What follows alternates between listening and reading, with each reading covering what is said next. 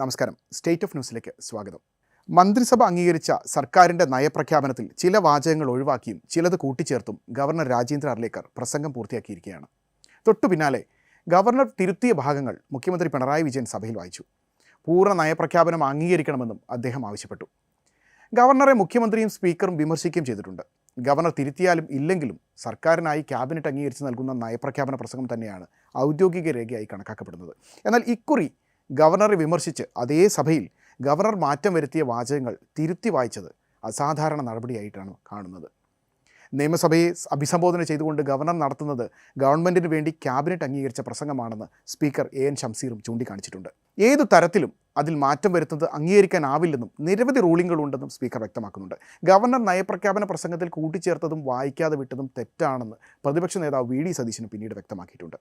നയപ്രഖ്യാപന പ്രസംഗത്തിലെ 12, 15, 16 ഖണ്ഡികകളിലാണ് ഗവർണർ കത്രിക വെച്ചത്. ഖണ്ഡിക 12 തുടക്കത്തിൽ ധനകാര്യ ഫെഡറലിസത്തിൻ്റെ ഭരണഘടനാപരമായ തത്വങ്ങളെ ദുർബലപ്പെടുത്തുന്ന കേന്ദ്ര സർക്കാരിൻ്റെ തുടർച്ചയായ നടപടികളിൽ സംസ്ഥാനം ഗുരുതര സാമ്പത്തിക പ്രതിസന്ധി നേരിട്ടുകൊണ്ടിരിക്കുകയാണ് എന്ന വാചകം ഗവർണർ ഒഴിവാക്കി. ഖണ്ഡിക 15 അവസാന ഭാഗത്ത് നിയമസഭകൾ പാസാക്കിയ ബില്ലുകൾ കെട്ടിക്കിടക്കുന്ന സാഹചര്യത്തിൽ സർക്കാർ സുപ്രീം കോടതിയെ സമീപിക്കുകയും അത് ഭരണഘടനാ ബെഞ്ചിനെ റഫർ ചെയ്തിരിക്കുകയുമാണ് എന്ന വാചകവും ഗവർണർ വെട്ടി. ഖണ്ഡിക 16 അവസാന ഭാഗത്ത് നികുതി വിഹിതവും ധനകാര്യ കമ്മീഷൻ ഗ്രാൻറ്റുകളും നിഷേധിക്കുന്ന കേന്ദ്ര സർക്കാർ സമീപനം ഫെഡറൽ തത്വങ്ങളെ ദുർബലപ്പെടുത്തുമെന്ന വാചകത്തിനൊപ്പം എന്ന് എൻ്റെ സർക്കാർ കരുതുന്നു എന്ന് ഗവർണർ കൂട്ടിച്ചേർത്തു. അതേസമയം തമിഴ്നാട്ടിൽ അതിലും അപ്പുറം നാടകീയ രംഗങ്ങൾ ഉണ്ടായിട്ടുണ്ട്. നയപ്രഖ്യാപന പ്രസംഗത്തിനായി നിയമസഭയിലെത്തിയ ഗവർണർ RN രവി പ്രസംഗം നടത്താതെ ഇറങ്ങിപ്പോയി. ഗവർണർ ഇറങ്ങിപ്പോയതോടുകൂടി പ്രസംഗം ഗവർണർ വായിച്ചതായി കണക്കാക്കണമെന്ന പ്രമേയം നിയമസഭ പാസാക്കി. നയപ്രഖ്യാപനം വായിക്കാതെ ഇറങ്ങിപ്പോയ ഗവർണർ സർക്കാരിനെതിരെ കുറ്റപത്രവുമായി വാർത്താക്കുറിപ്പും പുറത്തിറക്കിയിട്ടുണ്ട്. നിയമസഭയിൽ നടപടി ആരംഭിക്കുന്നതിന് മുന്നോടിയായി ദേശീയ ഗാനം ആലപിച്ചില്ല എന്നതായിരുന്നു ഗവർണറുടെ പ്രധാന വിമർശനം.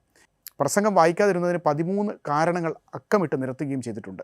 ബ്രിട്ടനിൽ നിലനിൽക്കുന്ന സമ്പ്രദായത്തിൻ്റെ ചുവട് പിടിച്ചാണ് ഇന്ത്യയിൽ രാഷ്ട്രപതിയും ഗവർണർമാരും സർക്കാരിൻ്റെ നയപ്രഖ്യാപനം നടത്തുന്ന രീതി വന്നത്. അവിടെ പാർലമെൻറ്റിൽ രാജ്ഞിയാണ് നയം പ്രഖ്യാപിക്കുക. ഇവിടെ പാർലമെൻറ്റിൽ രാഷ്ട്രപതിയും നിയമസഭകളിൽ ഗവർണർമാരും നയം പ്രഖ്യാപിക്കുന്നു.